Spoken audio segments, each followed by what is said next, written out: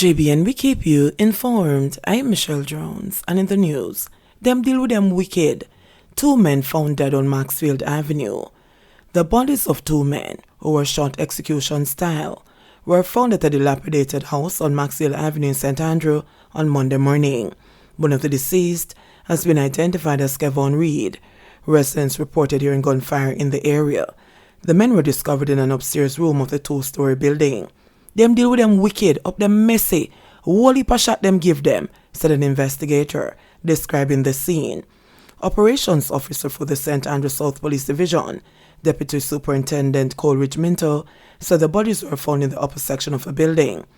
DSP Minto said the assistance of the Jamaica Fire Brigade was sought to remove the bodies because of the difficulty encountered by the police in getting to and removing the bodies from the old wooden structure from which the staircase had been removed. The police believe the killings took place around 12:30 a.m. Police recovered $2 million worth of phones in Dream Weekend heist. More than $2 million worth of gadgets, allegedly stolen from patrons of the Dream Weekend party series in Westmoreland, were recovered on July 31. The event started on Friday and will end Monday. Approximately 200,000 Jamaican dollars in cash, along with 30 British pounds, was also seized. 3 men are in custody, while the hunt is on for 2 others. Personnel from the Nigel Resorts police area conducted the operation.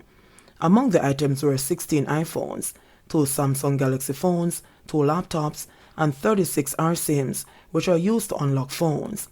Tourism Liaison Officer Sergeant Gladstone Seeley said more items are to be processed. This is the first time I've seen such a large haul for a couple of days at the events. In previous years, you would have 1 or 2 phones and maybe breaking of cars would take place.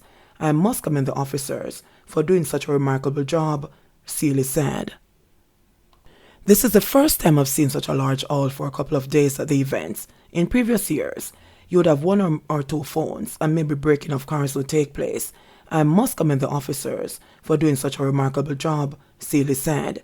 Andrew Coombs, whose iPhone 13 Pro Max was stolen, described the situation as a nightmare.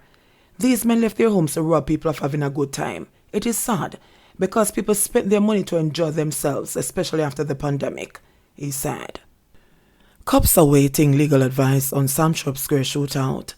The St. James Police are awaiting feedback from their in-house legal team to determine the fate of 2 men who engaged in a shootout in busy Samshop Square on Tuesday, July 19. The men, one said to be a civil servant, had a traffic-related dispute that escalated. They both drew their guns and both received injuries, one to the leg and the other to the hand. Both were treated at hospital and have since been released. They are recuperating. In videos posted on social media, they could be seen stealthily weaving their way between motor vehicles in the town center, while the sound of shots pierced the air. The men have been questioned by the police and have provided statements about the incident. According to Acting Divisional Commander for St. James, Superintendent Carlos Russell, detectives investigating the matter are still waiting on some information that will determine how they proceed. The detectives have sent the file to our legal team. The file was sent to them for them to give us some advice, but we have not gotten that back as yet, he said. He also said there has been no arrest or charges laid in relation to the incident. Both men are said to be licensed farm holders.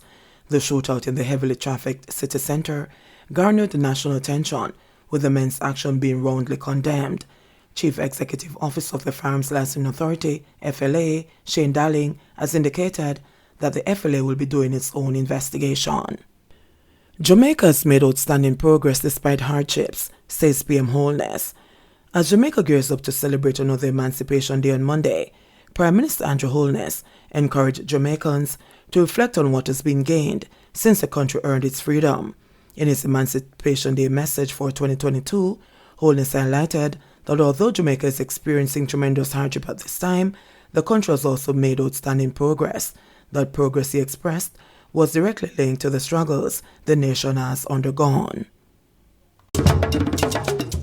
So many milestones and episodes make up our Jamaican story.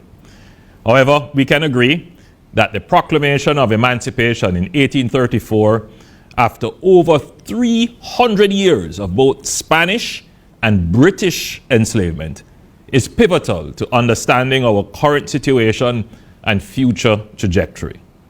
We commemorate Emancipation Day not only as a celebration of the culmination of the struggles of over 10 generations of our ancestors to gain freedom, but we also recount it as the starting point of a free people now taking up a new struggle to forge themselves into a sovereign nation. After full freedom in 1838, our former enslaved family members had certain rights granted to them by the colonial government. We did not have a government of our own making, reflection, or choosing. We were subjects of the colonial power, but still treated as lesser people in many respects. For 128 years, between emancipation in 1834 and independence in 1962, though we lived as free people, it was a monumental struggle to use our freedom to create a better way of life, to forge a new society, and eventually a nation. Changing from a slave society and economy to a free society and market economy came under provisions that considered the interest of the proprietors ahead of the welfare of freed people. While planters got compensated for losing their free labor, the former enslaved received no compensation for centuries of forced labor. While there were attempts at providing education, the planter class kept wages low, taxes high, and made land access challenging to support work on the plantation. This led to a pivotal event in our history, the Morant Bay Rebellion, which occurred in 1865, 31 years after emancipation. Paul Bogle and George William Gordon provided leadership and voice to the frustration and agitation of the masses. Their protest was brutally repressed. Bogle and Gordon were tried under martial law and summarily hanged. Over 400 Jamaicans were killed, and hundreds more were imprisoned and lashed. The brutality of the repressive response of the governor at the time drew the attention of the British colonial government, and a commission of inquiry was held into Jamaica's prevailing social and economic conditions. As a result, the colonial government took a more significant and direct interest in governance and requirements of life for the people of Jamaica. Golding wants government to press for reparations and facilitate easier access to land. Opposition leader Mark Golding has called for Jamaicans to remember the contributions of their ancestors to the freedoms they now enjoy. Golding, in his Emancipation Day message, said Jamaica's history must also fully recognize the central contribution and value of the resistance to slavery. He used the occasion of Emancipation Day to call for an update on the government's initiative to seek billions of dollars in reparations from Britain. Culture Minister Olivia Grange outlined the plans of the reparations petition in July last year. Golding noted that, in addition to the outstanding claim for reparations, access to land remains an unresolved issue in Jamaica. He is therefore urging the government to regularize land ownership for thousands of citizens. 96 new COVID-19 cases in Jamaica, no deaths reported. The Ministry of Health and Wellness reported 96 new COVID-19 cases on Sunday, July 31, bringing the infection total to 146,468. The new cases comprise 60 females and 35 males, with ages ranging from 64 days to 94 years. One case is under investigation. The cases were recorded in Kingston and St. Andrew 30, St. James 16, St. Catherine 12, St. Anne 7, St. Elizabeth 7, Trelawney 7, Manchester 5, Clarendon and Westmoreland 4 each, St. Thomas 2, Hanover and Portland 1 each. No deaths were reported for the period. There were 73 recoveries in the last 24 hours, bringing the total to 93,899. Currently, 97 people are hospitalized, 17 of whom are moderately ill, 3 severely ill, and 6 critically ill. Jamaica's positivity rate for the latest round of testing is 20.5%. In sports news, netball, Sunshine Girls first to crack 100 goals against hapless Barbados. Jamaica's Sunshine Girls became the first team to score more than 100 goals at the 2022 Birmingham Commonwealth Games, hammering Caribbean counterparts Barbados 103-24 to register their third victory in as many games.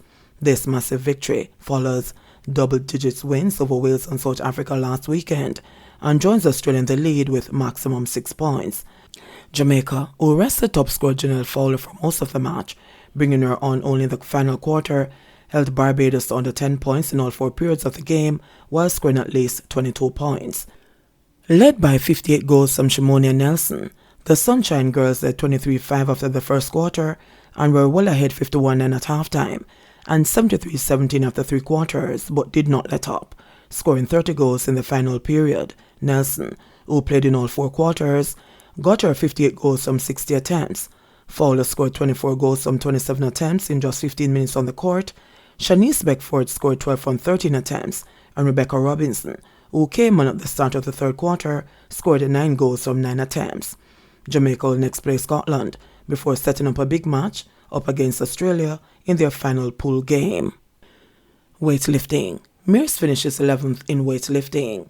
Jamaica's lone finalist Omari Mears finished 11th in the final of the men's 81 kg division at the Commonwealth Games in Birmingham. Mears, in the snatch category, lifted 126 kg, while in the clean and jerk category, he lifted 147 kg to end with a total of 273 kg, 4 kg behind Scotland's Jason Epton in 10th place.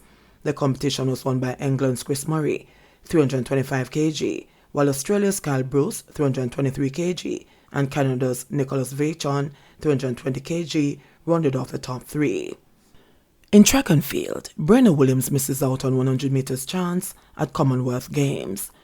Jamaica's track and field officials received clearance for Brenna Williams to compete at the Commonwealth Games early Monday morning, but the sprinter will miss out on the 100 meters as the earliest flight available would only get her into Birmingham on Tuesday morning. The first round of the women's 100 meters will take place at 12:15 p.m. on Tuesday at Alexander Stadium. Williams had originally indicated that she would not be available for the Commonwealth Games and was not registered, necessitating the need for clearance from the Commonwealth Games Federation. JBN, we keep you informed. Please remember to subscribe, like, share, leave us a comment and click the notification bell to receive our daily news items.